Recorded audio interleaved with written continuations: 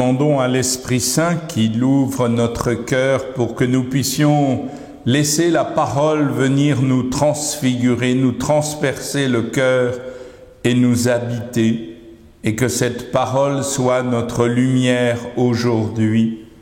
Ô Seigneur, envoie ton Esprit, qu'il ouvre notre cœur et toute notre vie à la puissance de ta parole. Ô Seigneur, envoie ton Esprit. Ce matin, je vous propose de reprendre la première lecture, non pas de la fête de Saint-Joseph artisan, mais de la féerie d'aujourd'hui. C'est le récit, le premier récit dans les actes de la conversion de Paul, de Saul. C'est au chapitre 9, les 20 premiers versets. En ces jours-là, Saul était toujours animé d'une rage meurtrière contre les disciples du Seigneur. Il alla trouver le grand prêtre et lui demanda des lettres pour les synagogues de Damas, afin que s'il trouvait des hommes et des femmes qui suivaient le chemin du Seigneur, il les amène enchaînés à Jérusalem. Comme il était en route et approchait de Damas, soudain, une lumière venant du ciel l'enveloppa de sa clarté. Il fut précipité à terre, il entendit une voix qui lui disait « Saul, Saul, pourquoi me persécuter ?» Il demanda « Qui es-tu, Seigneur ?» La voix répondit « Je suis Jésus, celui que tu persécutes. Relève-toi et entre dans la ville, on te dira ce que tu dois faire. » Ses compagnons de route s'étaient arrêtés, muets de stupeur. Ils entendaient la voix, mais ne voyaient personne. Saul se releva de terre, et bien qu'il eût les yeux ouverts, il ne voyait rien. Ils le prirent par la main pour le faire entrer à Damas. Pendant 3 jours, il fut privé de la vue, et il resta sans manger ni boire. Or, il y avait à Damas un disciple nommé Ananie. Dans une vision, le Seigneur lui dit « Ananie !» Il répondit « Me voici, Seigneur. » Le Seigneur reprit « Lève-toi, va dans la rue appelée rue droite chez Jude, tu demanderas un homme de Tarse nommé Saul. Il est en prière et il a eu cette vision.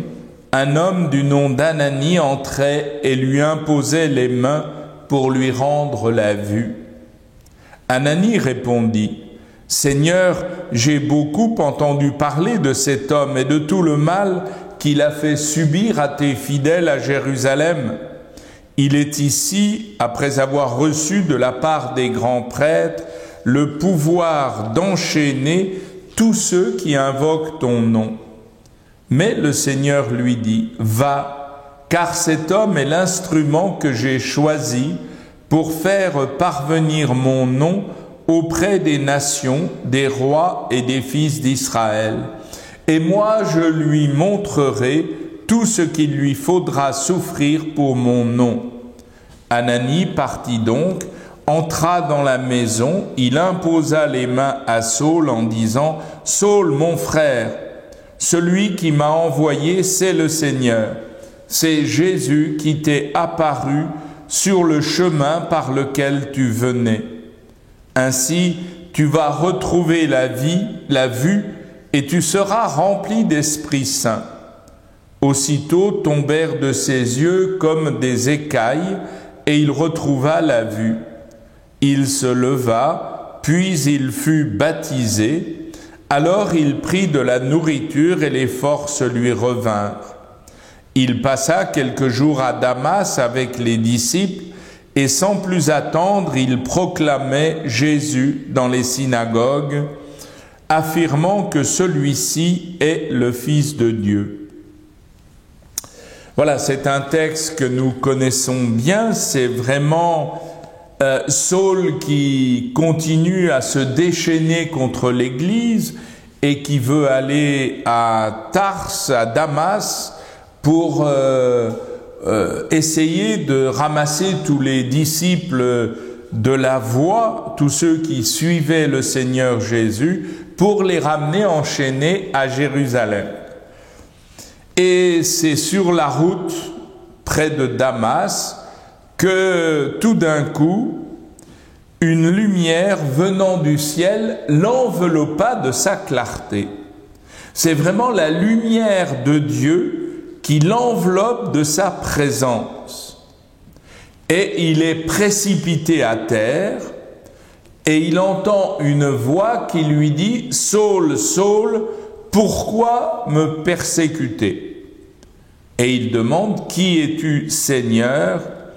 Et la voix répondit « Je suis Jésus, celui que tu persécutes. » Alors arrêtons-nous quelques instants.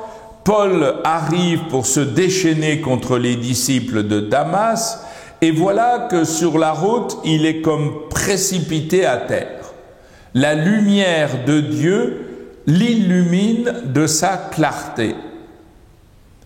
Et il est appelé par son nom, Saul, Saul, avec une question, « Pourquoi me persécutes-tu » Et Paul répond, « Mais qui es-tu, Seigneur » Et Jésus, la voix, nous dit-on, répondit, « Je suis Jésus, celui que tu persécutes. » Jésus, ressuscité, s'identifie à tous les disciples qui sont persécutés. « Je suis Jésus que tu persécutes. » C'est extraordinaire de voir comment la présence du ressuscité habite tous les disciples de Jésus, et spécialement ceux que Saul persécute.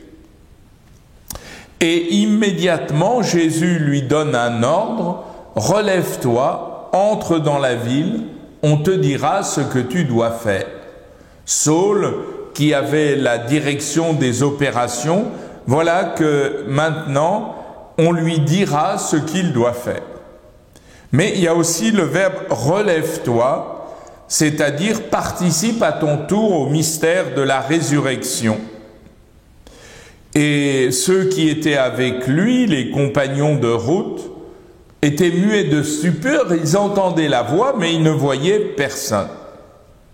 Saul se releva de terre, et c'est quand même étonnant, voilà que la lumière de Dieu vient l'illuminer, il rencontre Jésus, et cette rencontre le rend aveugle, l'aveugle complètement.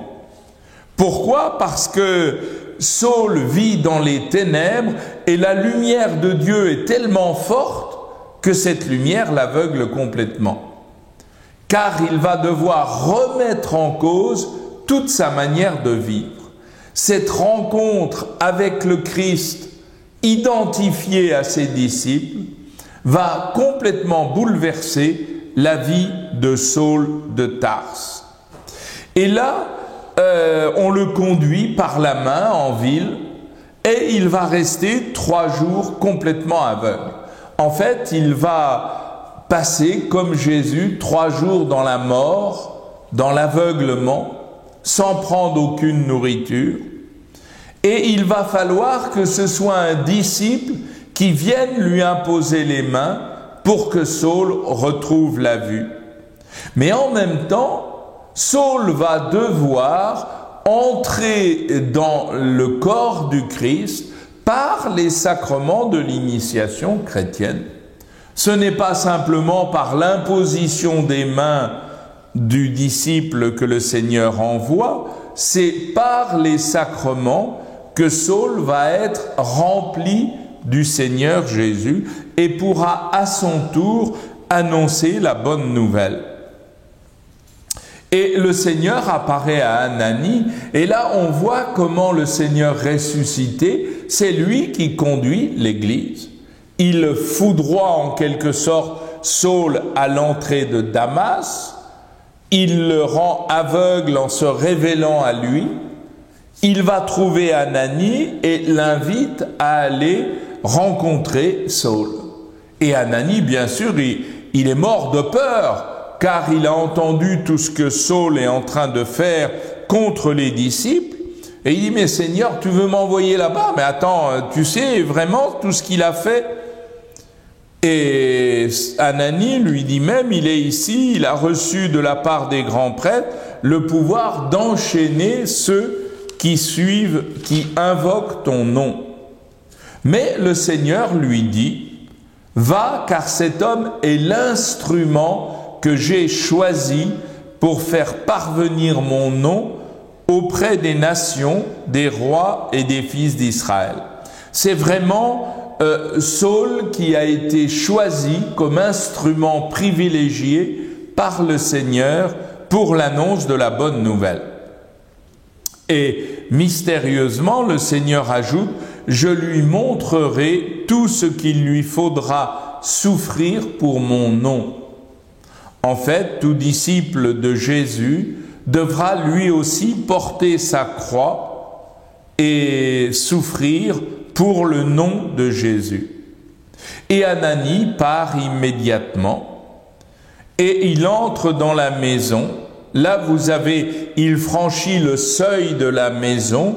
C'est important parce qu'on sent qu'au début des actes des apôtres, progressivement, se met en place un rituel d'entrée dans l'Église. L'Église va à la rencontre des païens et les païens vont devoir franchir eux aussi des seuils pour entrer dans la vie chrétienne.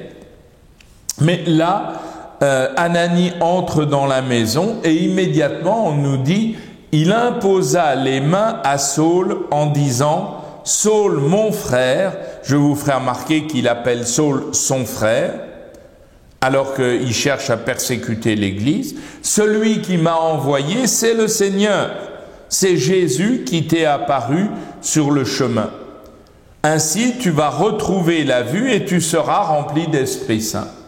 Et par l'imposition de ses mains, eh bien, des écailles vont tomber des yeux de Saul qui va retrouver la vue. Et immédiatement, il se lève, c'est-à-dire, il participe au fruit de la mort et de la résurrection de Jésus, et il fut baptisé, il a été plongé dans l'eau. Comment ça s'est passé, on ne le sait pas, mais immédiatement, il reçoit l'initiation chrétienne, c'est-à-dire le bain d'eau, l'onction qui donne l'esprit, et on nous dit, alors il prit de la nourriture, une mention cachée de l'Eucharistie qui va redonner à Saul les forces nécessaires.